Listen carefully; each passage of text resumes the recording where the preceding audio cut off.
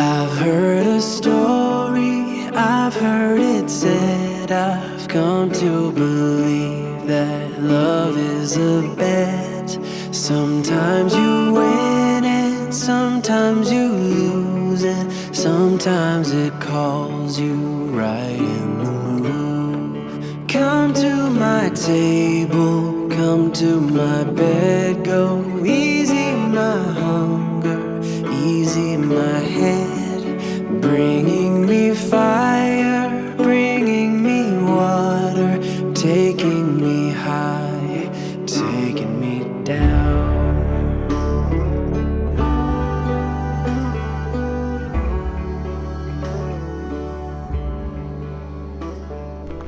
What's up, guys? We're in day 2 of our Death Valley trip. We are here for a beautiful sunrise in the salt flats of Badwater Basin, and today is going to be an epic day. It's going to be 98 degrees down here on the valley floor though, so we're probably not going to stick around here too long. We're heading to Racetrack Playa, which is a pretty good drive from here. It's a couple hours, but it's still within the park. This park is gigantic. Tonight's going to be the full moon, so the Racetrack Playa is going to be absolutely epic. I can't wait to get there. But today, like I said, we're just going to kind of get out of the valley floor. We're going to stock up on water again because we're already almost out. It's the end of March 30th, and it's already 98 degrees here today. So, well, not right now. It's going to be today. We're going to get out of here. So anyway, let's go ahead and explore, and I'll see you guys tonight at Racetrack Playa.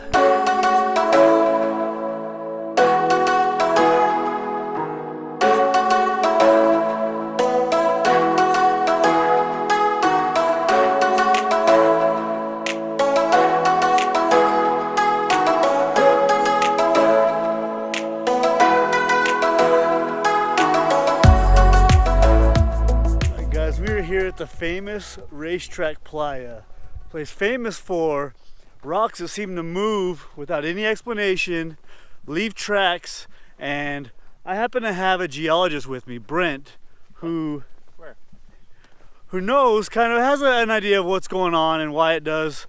He gave me some facts about having no friction and wind. What I think is aliens. That's what I mean, come on guys, it's got to be aliens. That's the best explanation. I mean, there's all these facts and science and all that kind of stuff, but these giant birds over yeah, there. These giant birds, but it's aliens, guys. Come on. We're gonna explore this awesome place.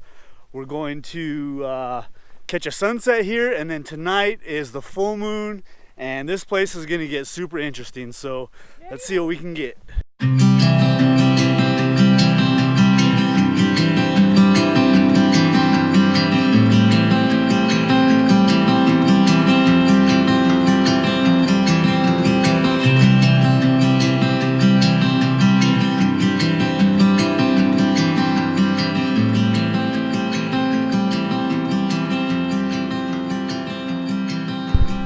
Alright guys, we just had dinner.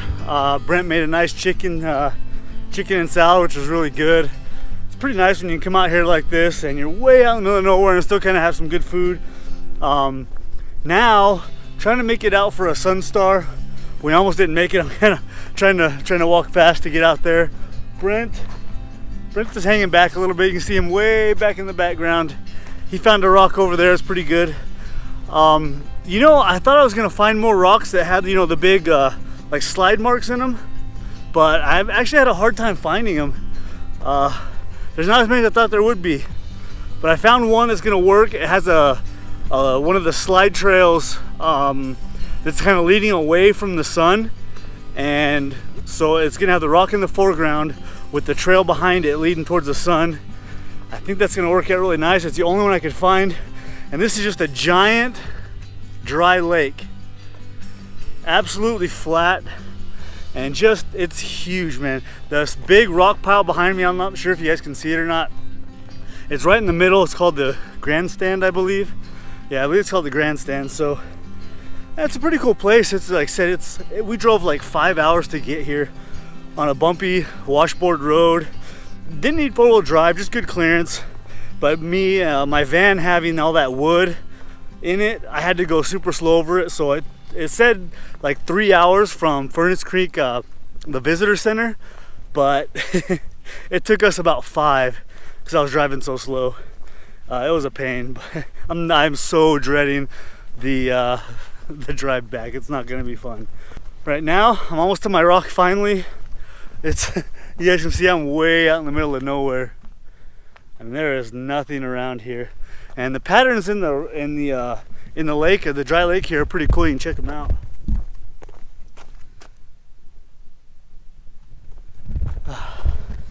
So yeah, it's interesting. Oh, I'm almost to my rock. All right, so I found my rock here.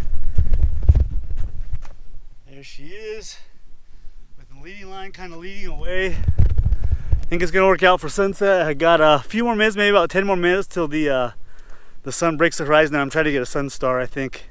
Let's go ahead and set it up. All right, guys, so I'm set up now. As you guys can see, I got the rock in the foreground, and then the trail from the rock, from the aliens, is gonna go off into the distance. And then I'm gonna have a sun spike, which just out on the F16. Shutter speed is 1/25 of a second. ISO is 64. Now I'm gonna bracket, and because of there's not as many clouds blocking the sun as there was yesterday, I'm not gonna use a filter in front of it. I'm just gonna bracket, and if I get that bad sun flare, what I do is I'll put my fingers in front of I'll take a shot, and then I'll put my fingers in front of the sun to block out that sun flare, and then later on in Photoshop I'll mask it and I'll get rid of that sun flare. So that's probably the best way I like to do to get rid of sun flare.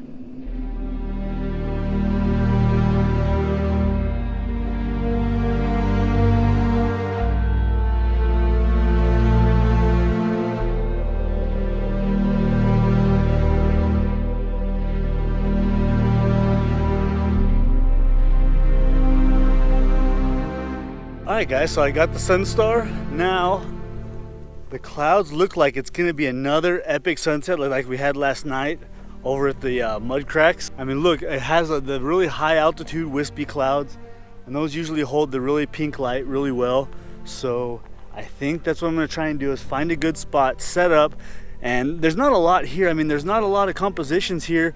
You just have the kind of the texture of the floor of the dry lake, and then you have every once in a while you'll see one of these rocks that are, you know, with the trail behind it, but there's not, like I said, there's not a lot of them. And then we got the full moon, so yeah, let's see what happens.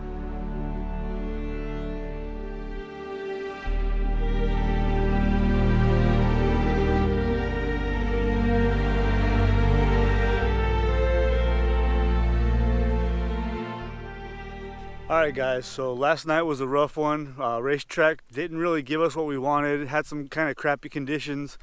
When the full moon came out, it was kind of hazy, so that didn't work out. We kind of didn't get any color in the sky either, so it didn't work out, so which is okay. We decided to drive 5 hours at night. Well, I decided to drive 5 hours at night to make it here by about 1 in the morning to Mesquite sand dunes. We're shooting here now. This is gonna be our last stop before we head home. So we're gonna bring out the long lens. As you can see here with sand dunes. The long lens is great because it compresses the dunes, makes them, you know, feel larger. With a wide angle, they kind of disappear and they just don't have the same kind of impact. So the long lens is really great for shooting sand dunes. All we're doing now is just waiting for the sun to come up. We're gonna get some color on the blue mountains in the background there. Those are gonna light up really nice. We already got some color back here on these mountains, so we're hoping to get some of that same color on the back, along with some contrast in the sand dunes when the sun hits the one side of the dunes and the other side's going to be kind of in shadow still. So there's some people up there also, which gives it some scale, which a lot of times I don't like having people on my landscapes most of the time, but with the sand dunes, with the people up there, it might actually help. It might actually give it a sense of scale. So let's see how it goes.